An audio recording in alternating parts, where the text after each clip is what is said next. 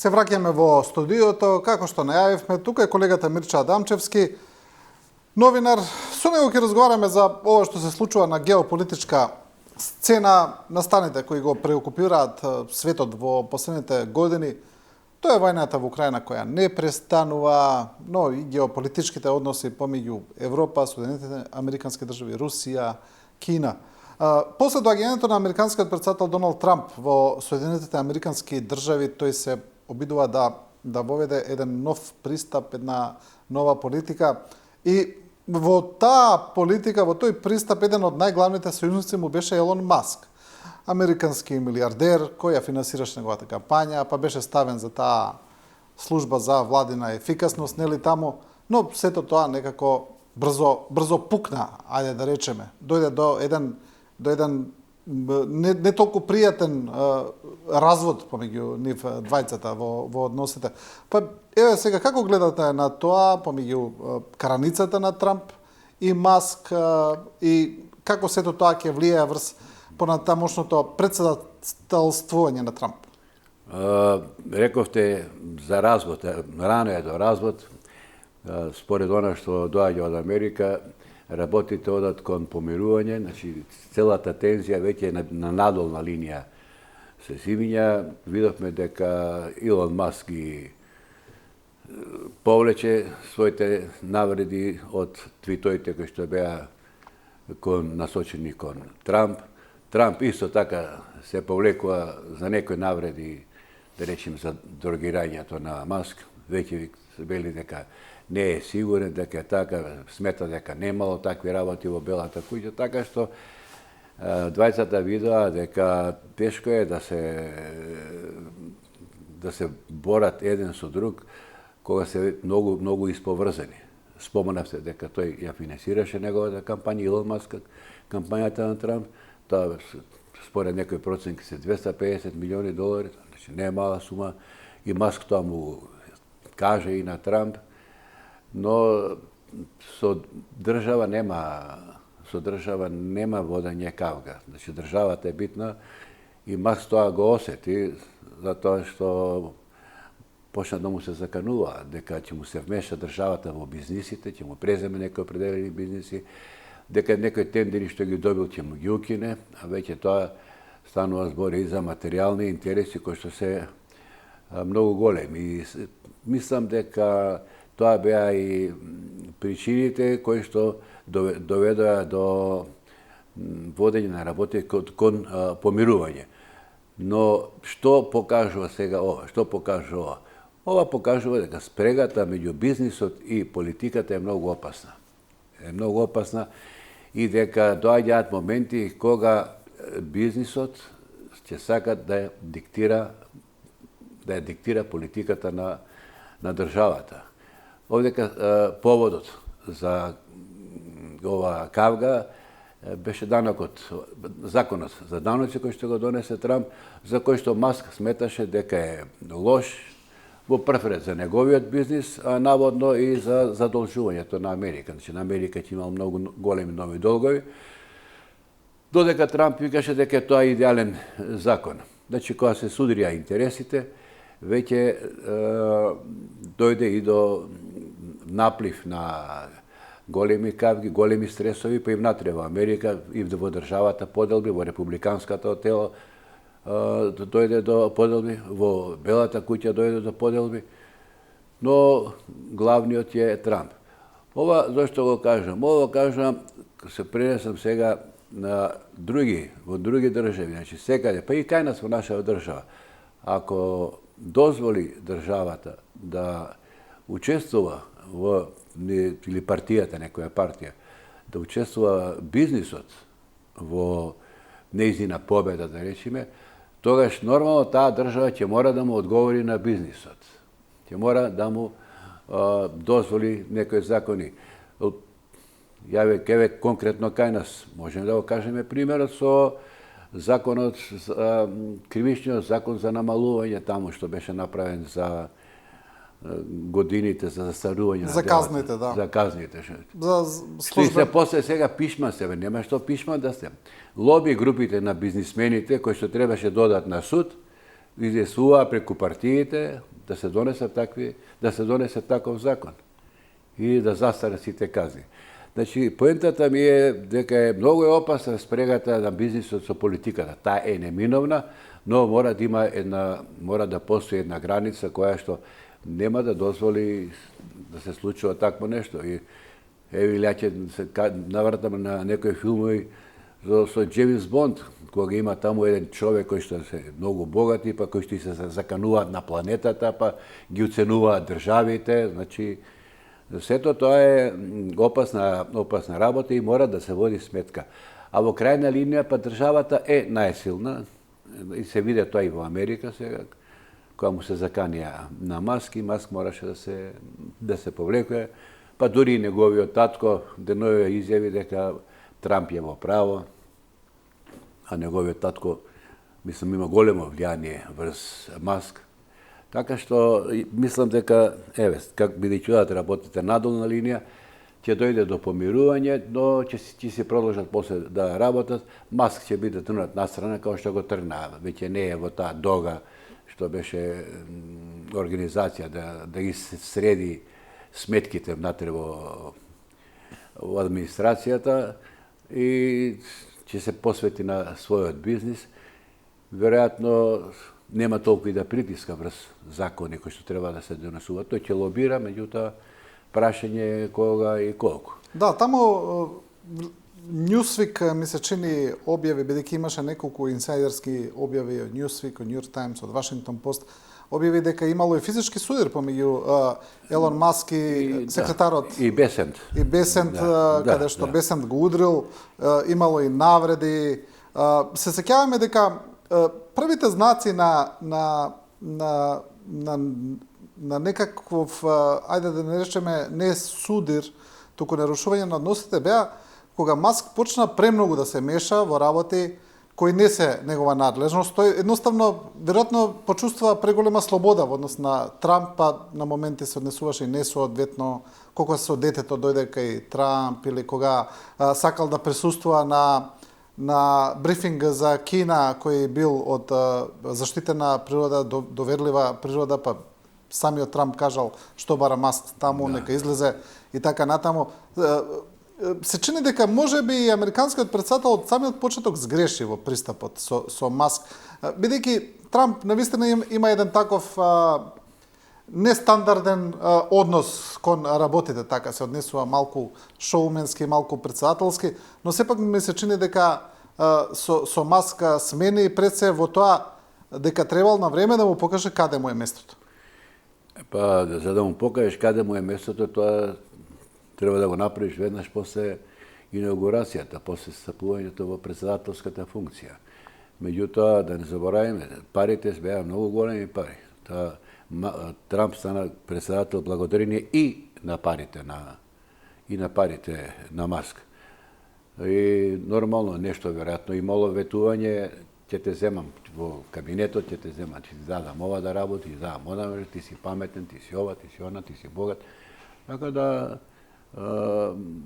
Трамп и така ги водеше и другите назначувања што беа многумина се чудеа, да речеме и за државниот секретар за одбрана, државниот секретар ајде за надворешни работи, за Рубио не се чудеа, ама и за други имаше.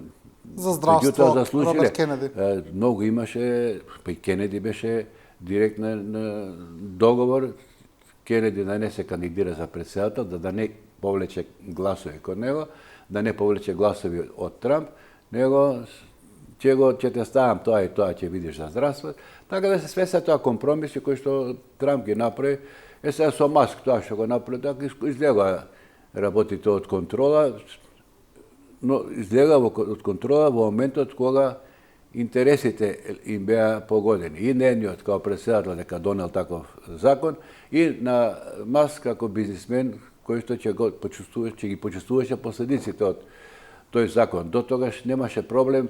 Маск не го сака, беше многу груб во својата активност, во своите работи, многу него и демократите, па и некои републиканци не го сака, па полека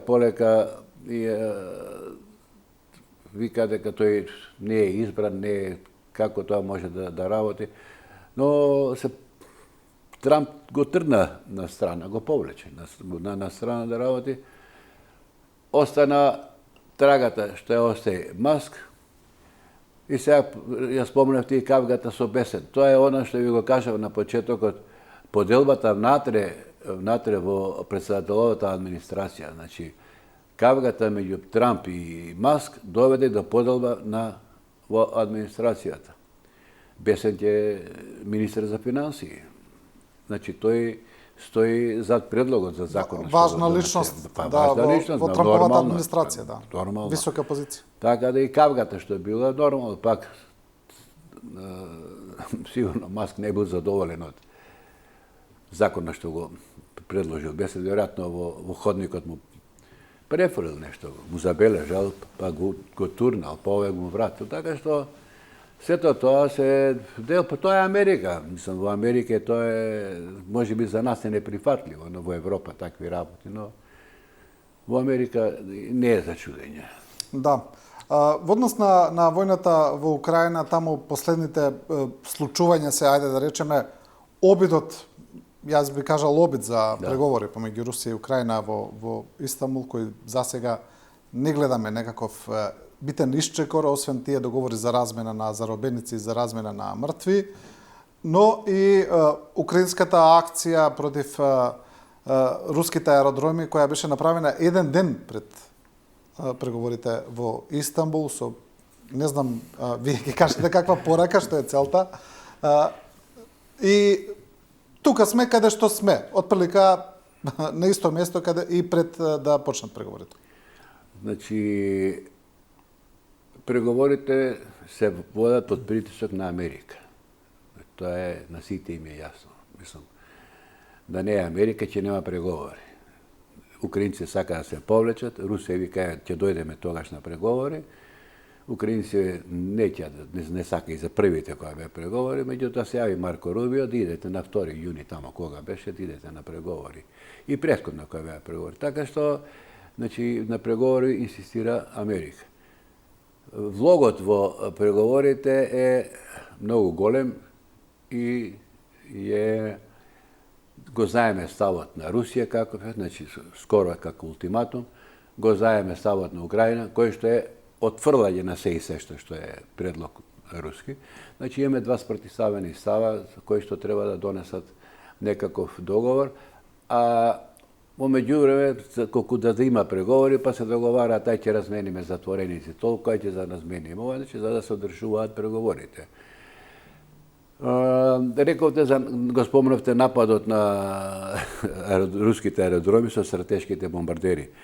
И тоа еден ден пред преговорите. Тоа беше провокација која што изненадување беше за Русија. Уништија 10 на 12, 13 авиони. Меѓутоа, еве гледаме сето тоа последиците кои се на таа провокација. Значи, еден ден пред преговори ти да провоцираш на тој начин, а да не заборавиме дека имаше и поставено кревање во воздух на пруга каде што проаѓа патнички воз, при што загинуваат патници.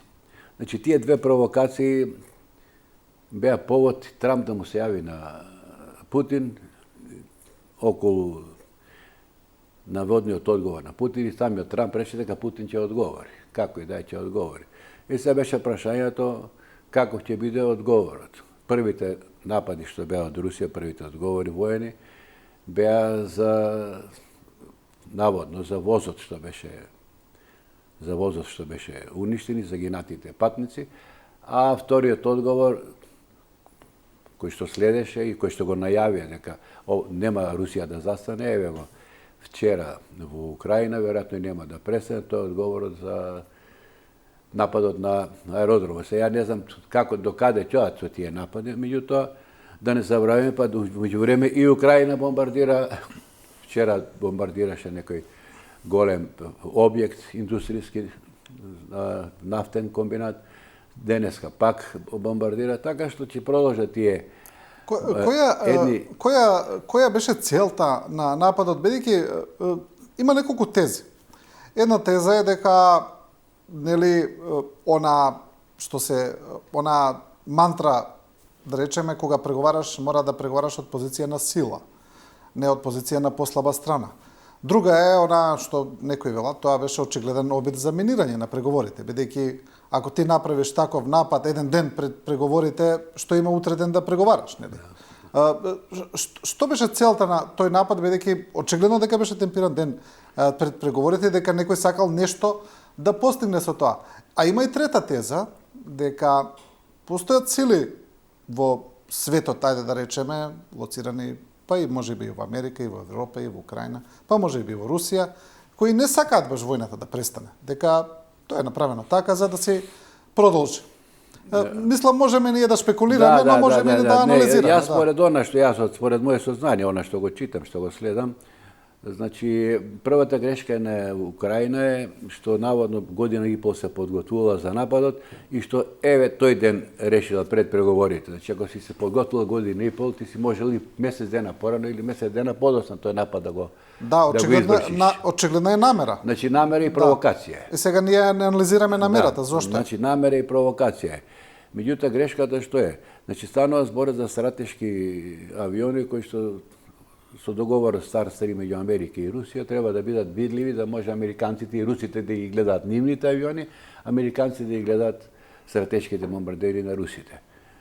Русија го суспендираше овој договор, но не се откажа од него. Значи не го раскина, се го суспендираше, но и ги остави авионите да бидат да се гледаат. Исто и Америка ги има оставено и таа не ги има. Сега опасноста што е? Значи тука и Америка, веќе во Америка реагираат, па и во Европа, некои држави, дека потегот на Зеленски може да доведе и до Трета светска војна, до нуклеарна сила, затоа што руската стратегија за користење на нуклеарно оружје вика ако бидат, значи ќе одговориме со нуклеарно оружје, ако бидат нападни нашите стратешки, не знам, радари за што се за откривање на балистички проектили, ако бидат нашите стратешки воени цели и така натаму ако бидат нападнати или ако биде нападната нашата територија. Значи во такви случаи вика Русија ние вика ќе одговориме. Меѓутоа Русија и покрај провокацијата вечерта дента што беше, таа дојде другиот ден на преговори. Веројатно се чувствува моќна, не се откажа од можеби друг да беше, ќе речеше не преговарам на оваа провокацијата ако успе. Овие не се откажаа русите и отидоа на Но мислите ли мислите ли дека нападот беше обид да се минираат преговорите или нешто друго? Тоа не бе да се покаже сила, да се покаже пред Америка, притиснете Русија, гледате ние колку сме моćни, колку сме силни, ние можеме Русија, вие само дајте ни пари, дајте ни оружје, ние мислите дека тоа е пораката? Па пораката е тоа, како рековте вие, еве силни девек од позиција на сила. А не всушност и тоа не е, мислам. А добро, мислите ли дека во поглед на тоа, еве сега Медински, рускиот преговарач, баш вчера ја видов изјавата, вели дека нема смисла да се продолжи со преговорите, нема што да се преговара, треба да се примени стратегијата на спалена земја, да се удри со орешник врз Киев и Харков. Добро, такви изјави ќе имаме, такви изјави ќе има. Тој е сепак главен преговарач на Русија. Па главен преговарач на Русија е нормално. Тој вчера и ги кажа и деталите од она што разговарале 2022 година. Значи се договориле практично се и се што 2022 година во февруари влезе Русија, значи во март, во април беше договор да се прекине со војната, Украина да даде некои определени отстапки, се разбира че се останеше во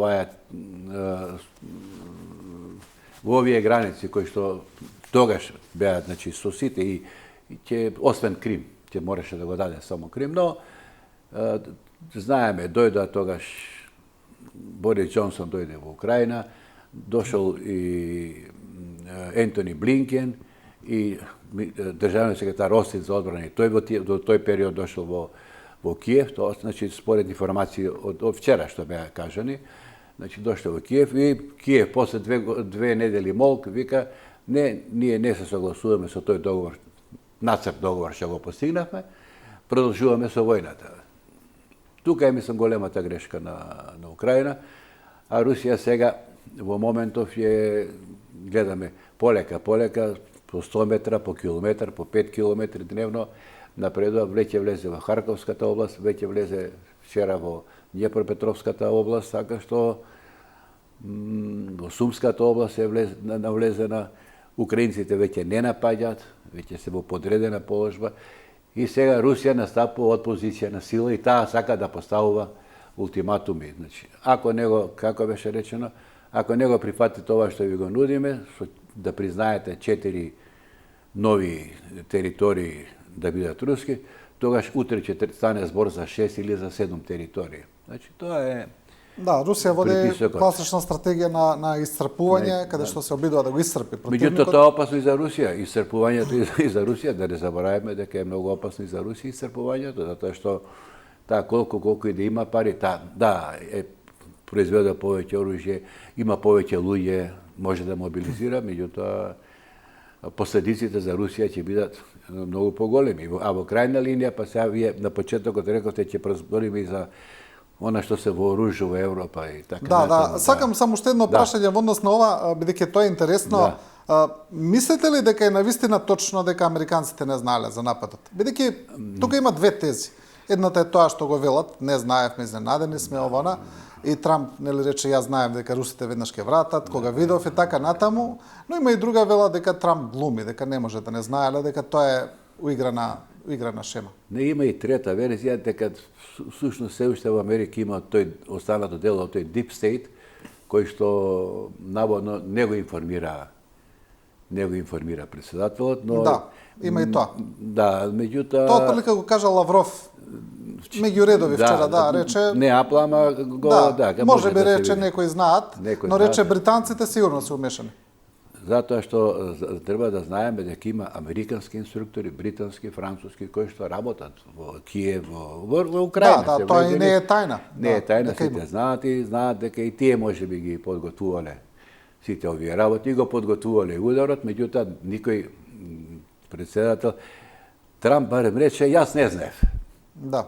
А британците нити потврдуваат, нити демонтираат. Значи, така да Британија веројатно, меѓутоа учествувала во тоа, но знаете што, за се треба да има доказ. Без докази ние можеме да обвинуваме за ова, меѓутоа дајте да ги видиме доказите. Да. Добро, во однос на Европа, тој голем план за вооружување на Европа, 800 милиарди, 1000 милиарди, кој го најави фон дер Лајен, гледаме дека, рече се секој ден слушаме разни изјави. Вчера генералниот секретар на НАТО рече дека НАТО треба за 400% да ги изголеми средствата за противвоздушна одбрана. Секој ден се овие, не можеме да ги стигнеме сите изјави кои доаѓаат и очигледно е дека Европа оди во тој правец. Но сега тука има две различни тези, ајде да речеме. Едната е која исто така вчера ја артикулираше унгарскиот премиер Орбан, кој вели, јас не верувам дека Русија е закана за НАТО, бидејќи вели Русија е слаба. Русија вели не може ни Украина да ја победи, а камоли НАТО. Тие закани се претерани. Од друга страна, сите овие што ги слушаме, фон дер Лајен и сите други, кои велат дека Русија, не знам, за 5 години, за 10 години, ќе може да ја нападне Европа и така натаму. Значи, да почнеме од во Руте, што го кажа вчера тоа, дека треба да се зголеми 400%, значи тоа е од околу 2% што одвојува за одбрана, сега да дојде до 5%, значи тоа е неколкократно зголемување и за воздушната одбрана и за друго. Значи, тоа значи дека Руте е приврзаник на партијата на војна во Европа. Значи, и во Европа имате поделна партија на војна, како во Русија, што има многумина во Русија, вика, дајте, Медински вчера го спомнавте, рекол, дај орешник или тактичко нуклеарно оружје, мислам, не знам дали рекол така, за орешникот, да, меѓутоа, има други кои што вика, дај тактичка на бомба нуклеарна да фрлиме во Украина да завршиме работа. Значи, има и таму сили кои што се настроени многу воено. И нормално тоа го имаме и во Европа. Во Европа на воената партија се Британија, Полска и НАТО нормално. НАТО, а Европската унија последниве години стана политичката сила на НАТО. Мислам, ако има тие и парламент, се собира и парламентот на представници на парламентите на членките на НАТО, но главна сега политичка поддршка дава Европската унија на НАТО и таа практично не е одделив дел од алијансата. И има луѓе кои што велат и фон дер Лајен и други дека еве и Руте дека до 30 година Русија ќе биде подготвена да ја нападне Европа. Па не може Русија да ја нападне Европа затоа што Русија ако води војна до 30 година со Украина, таа ќе биде толку исцрпена, воена исцрпена, материјално исцрпена, да ќе биде прегазена за 24 часа. Втора работа, НАТО е алијанса огромна, со огромна моќ, со огромна сила, на нејзино чело се уште е Америка. Така што Русија не може да влезе во конфронтација со НАТО, затоа што таа војна ќе ја изгуби. И таа е свесна дека таква војна ќе ја изгуби, но Русија може да направи обиди за тактички обиди, да речеме во Балтикот, во Латвија конкретно или во Естонија, да побара признавање на човековите права на рускојазичното население во тие две држави. Значи може некаков политички ултиматум да постави, да им се вратат правата на тие луѓе, затоа што за нив тие сочинуваат некаде 1/3, некаде можеби и повеќе од населението во тие држави, но забрането е зборување официјално и во парламентот руски, само да речеме латвиски. Вчера имаше скандал, еден русин кој што е пратеник во парламентот, на крајот се изрази на руски јазик, а стануваше збор за некаков закон, за пак со кој што уште повеќе ќе се потиснат русите во Латвија. Така што и еве го човекот сега ќе го ставаат на тапет. Така да кажам, може би Русија после завршувањето на војната во Украина да се обиде во Латвија и во Естонија. Некои викаат Литванија, оне коридорот што е меѓу Полска и меѓу Белорусија, да влезат во Литванија, сувалки, да, меѓутоа не ми се многу тешко, затоа што таму, да, постои коридор, но тука е птен критична, тука е Полска, која што станува се поголема воена сила, може би ќе стане утре други поголема воена сила и од Германија, со оглед на тоа што колку пари вложува во вооружување. И претпоставувам дека ќе барат русите нешто во тие две држави и сега колку таму ќе се попушти или нема да се попушти, дали ќе има пак некакво користење на оружје или нешто ново или некаков внатрешен отпор, тоа можеме само да го претпоставуваме, не можеме да го кажеме. А сето ова па што го прави Европа, што се вооружува, знаете што, тоа како во театарот, кога во првиот чин ќе видите некој оружје на сцена, во последниот чин тоа оружје ќе се искористи. Така може и ова вооружување на Европа, што е сегашно, односно и на НАТО, да се користи против Русија. Значи, да се преземат конкретни акции. Дали ќе биде тоа по пат на некаква провокација или по пат на нешто друго, може и Европа се подготвува за војна со Русија. Тоа е една од можностите, од тезите се разбира. Има и една друга, дека на некој начин тоа едно големо воено-индустријско лоби кој стои зад многу земји, кој е присутно во многу земји, многу е силно и тоа не е тајна, дека наметнува еден вид на една нова, да речеме, студена војна. А студената војна знаеме дека не беше само студена војна, туку и трка во вооружување помеѓу Советскиот сојуз и Западот, каде што и на таков начин се обидуваат светските блокови.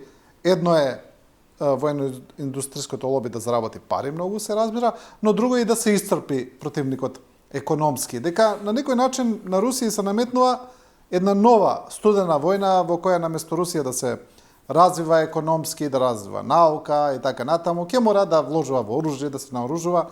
А знаеме дека војните, директни војни помеѓу Русија и Европската унија, да речеме, или помеѓу Русија и НАТО, тоа е Трета светска војна, тоа е нуклеарна војна, војна во која никој не победува, никој не може да победи, и дека е многу поверојатно да има вакви некои прокси војни, како што е во Украина. Го знаат тоа, и Бајден го знаеше, иако целта на Бајден беше да ја уништи Русија, вие веројатно го прочитавте интервјуто за Le Monde, што го даде Лула да Силва, бразилскиот председател, кој што кажа во долгите разговори со Бајден, Бајден настојал, му тврдел, ние сакаме да ја уништиме Русија, ние сакаме да ја уништиме Русија. Меѓутоа, тоа што сака да ја уништат Русија, тоа и русите го знаат дека Америка сака да ја уништи Русија. И практично тоа беше еден од поводите и причината за војната во Украина. Да не се враќаме назад. Сега, 2014 година, Минските договори, не знам, пресвртот што беше направен, пучот во Украина 2014 со помош на американците. Па потоа војната поддршка, вооружувањето на украинците. Русите цело време тоа го гледа. Тие и гледа всушност што се случува. Па да не забораваме дека Збигнев Бжежински зборуваше дека Украина треба да е слабото место каде што треба да ја отвоиме од Русија, од руското влијание, ако сакаме да ја поразиме Русија. Значи имаше тука многу геополитички фактори и сето тоа доведе до оваа војна. И така што трета светска војна не оди полза никому. За време на студената војна, војното лоби американско работеше, европското војно лоби работеше, се произведуваа оружја, русите се трошеа, па видевме епилогот кој стана кога дојде Реган, Советскиот сојуз целиот пропадна, источниот блок се распадна. Меѓутоа сега ситуацијата не е таква. Сега работите сосем поинаки. Значи не е Бајден на власт во Америка, него на власт е Трамп. Додека е Трамп на власт, ќе се спроведа политиката на, според мене, на нова поделба на светот на сфери на влијание. На сфери на влијание, веќе тоа се заговара во Америка и во експертски кругови, а и се повикуваат на Кисинџер, има една книга негова дипломатија, во која што тој па пишува за Виенскиот конгрес и уште тогаш на Виенскиот конгрес се зборува за поделба на светот на сфери на влијание. Од тука доаѓа и сега нов повик, дали е потребен, да речеме, нов Виенски конгрес и да дојде до, така наречен Виенски концерт, така го викаат, да дојде до нова поделба на светот, значи светот сега е веќе мултиполарен, не е веќе биполарен како што беше, меѓутоа со јасно, да речеме, определени граници.